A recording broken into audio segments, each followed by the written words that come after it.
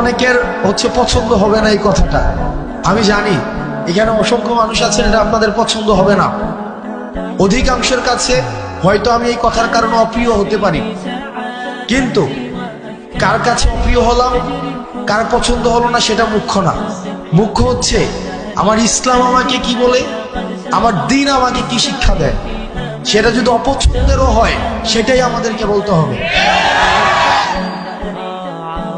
আমি যেহেতু এই গ্রামে ছিলাম, এই গ্রামের সাথে আমার সম্পৃক্ততা রয়েছে। এই গ্রামে এক ধরনের অর্থনৈতিক বিনিময় প্রচলিত রয়েছে, যেটাকে আপনারা নাম দেন পত্তন। এটাকে আপনারা যে নামেই ডাকেন না কেন, এটা সরাসরি সুদ।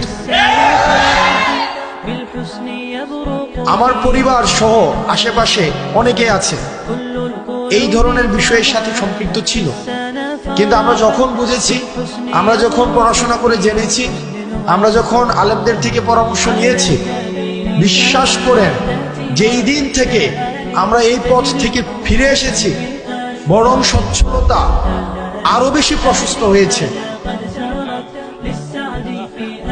কসম করে বলছি, আপনারা জানেন আমার বাবার অর্থনৈতিক অবস্থা, আমার দাদাদের অর্থনৈতিক অবস্থা।